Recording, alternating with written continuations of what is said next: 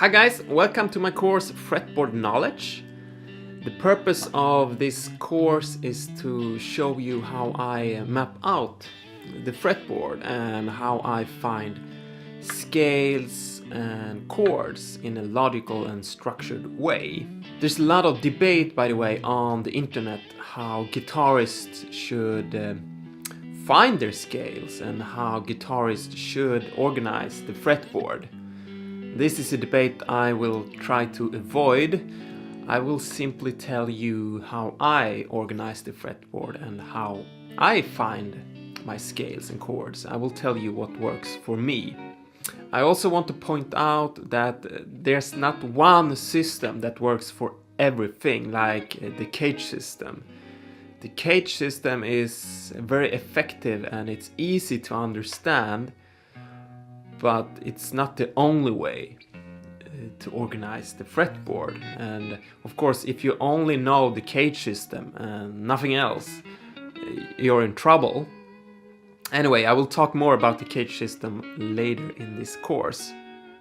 Before I talk about different ways you can organize the fretboard, I want to talk about the properties, the nature of the guitar, namely the asymmetry of the guitar and the matrix property. There are primarily two different ways to tune an instrument. They are either symmetrically tuned, which means that the intervals between all strings are the same. For example, the 4-string bass guitar is tuned with perfect fourth between all strings. So you have perfect fourth between these two, and these two strings. The second method is to tune the instrument as a chord. For example, the banjo is often tuned as a G major chord. The standard tuning of the guitar is neither symmetrical nor a chord. The guitar is tuned in perfect fourths between all strings except between third and second string, where they are tuned as a major third. So you have a perfect fourth between E and A string.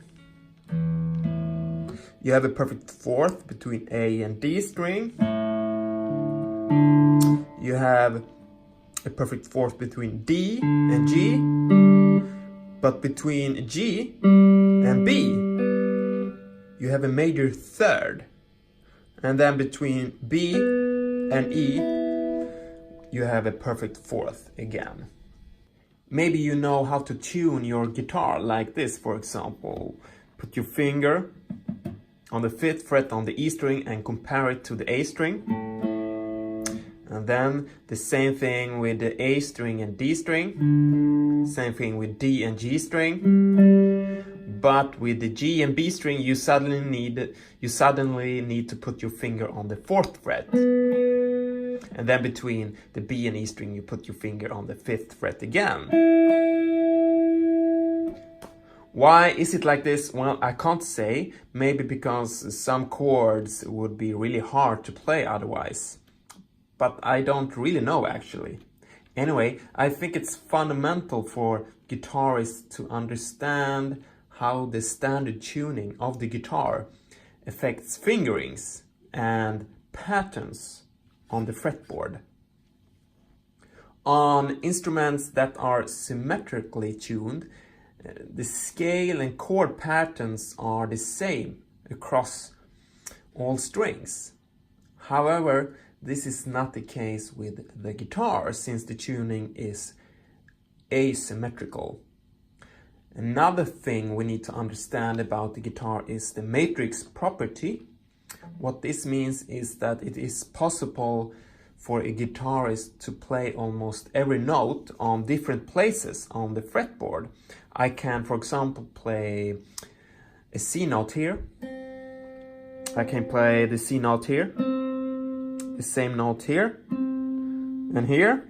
You can't see that, but yeah. So I can play the C note in different places. That's not possible, for example, on the keyboard.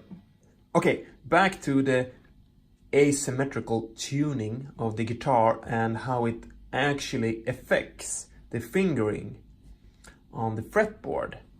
Let's use F major 7 voicing with the 5th in the bass for this example.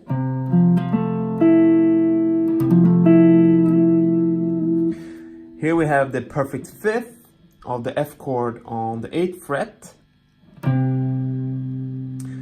We have the root on the A string, 8th fret. The major 3rd is on the 7th fret on the D string. And the major 7th is on the 9th fret on the G string. Major 7 chord, F major 7 chord with the 5th in the bass. So this is an F major 7 chord.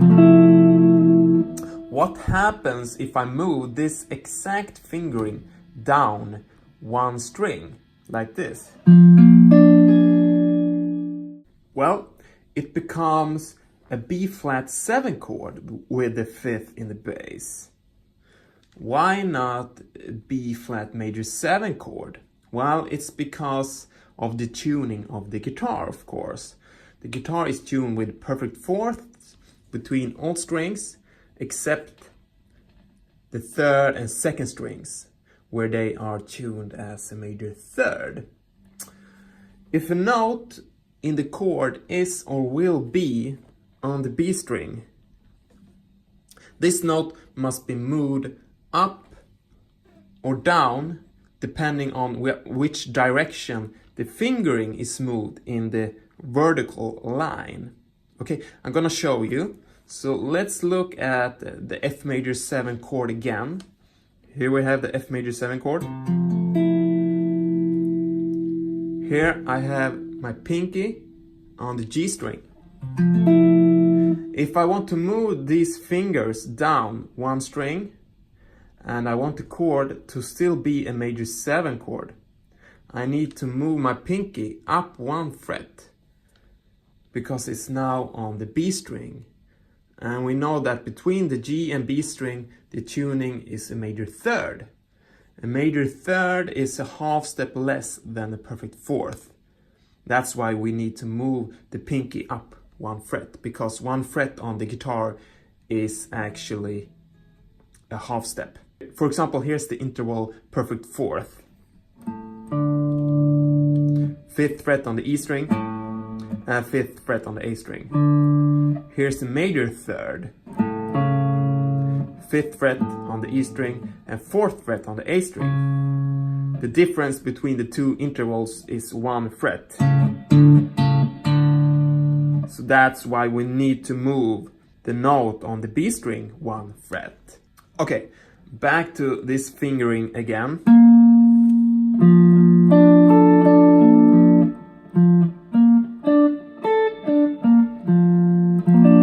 I now have a B flat major 7 chord.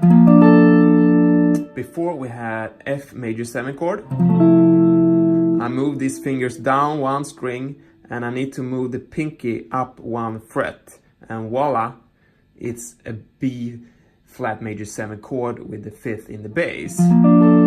Okay, now I want to move these fingers down one string again. What chord do I have now? Well, it's an E flat minor major 7 chord with the 5th in the bass.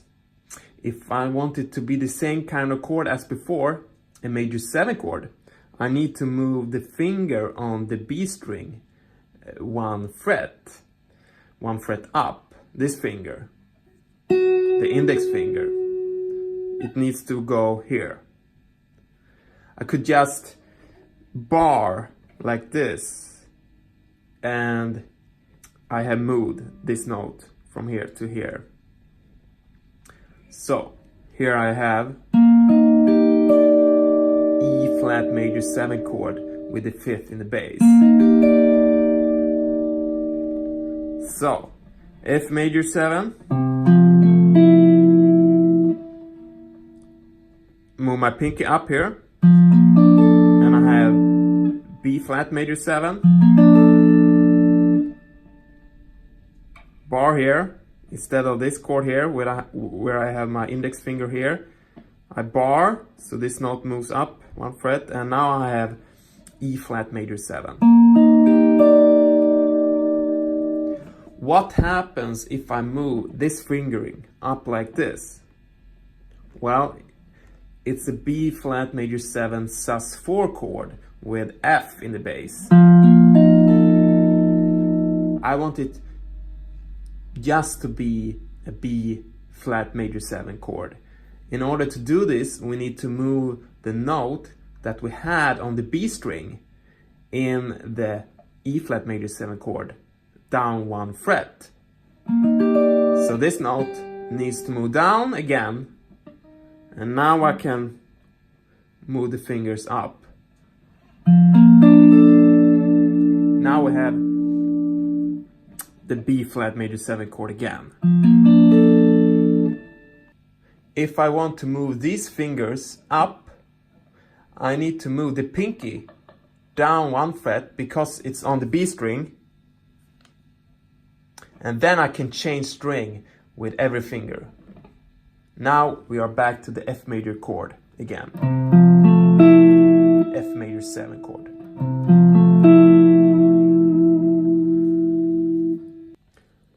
Let's use another chord now. Let's try a typical A major chord on the 5th fret here in root position. So I have the 5th fret, 7th fret, 7th fret, and 6th fret, A major. Let's say I want to move these fingers down, but I want it still to be a major chord. I need to move this note here up 1 fret. So here, now I have a D major chord. If I move these fingers down like this, now I need to move this note up 1 fret here. So like this. You could do like this. So here's a G major chord. Here's a D major chord. Here's an A major chord. The root, the 5th, the root again, and the major 3rd. And same thing for this voicing here. Root, 5th, root, major 3rd. And the same thing here. Root, 5th, root, major 3rd. I recommend that you practice different kind of chords that you are familiar with. For example, you could try now A minor. So here's an A minor. 5th fret, 7th fret, 7th fret, 5th fret.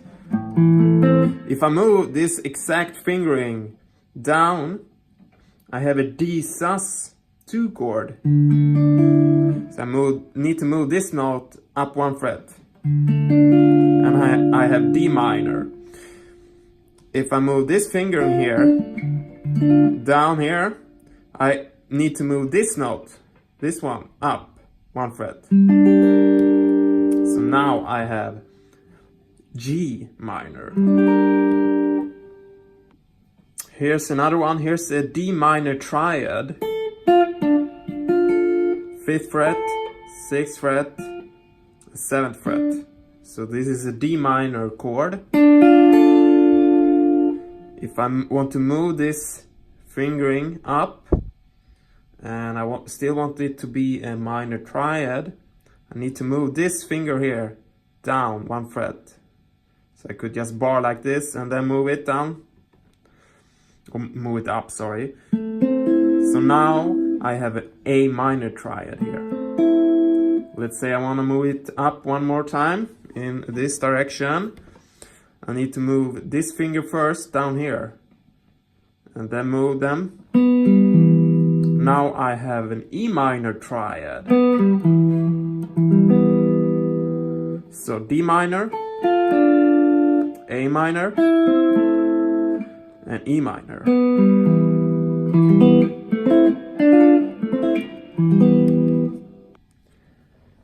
Then you could, for example, try to play the exact same chord on different sets of strings. So for example, let's try D7 here. 10th fret, 10th fret, 11th fret, and 10th fret. D, the D note is here on the 10th fret on the E string. Let's say I want to play D7, but with D here on the 5th fret on the D string. If I use the exact same fingering here, I have a D minor 7 chord. So I need to move this finger up 1 fret. So here I have D7. I could obviously just bar like this. Let's try C major 7. So here's C major 7. 8th fret, 9, 9, 8. If I move this fingering down here, here's C. If I use the same exact fingering, it will sound like this. This is not C major 7. So I move this finger up here, and I have C major 7. So C major 7, C major 7. Let's try C add 9. 8th fret, 10, 12, 9, 8 and 8. It's a stretch. Okay, if I move this fingering down here, the exact same fingering, I have this chord. That's not the same, so I need to move this note up here.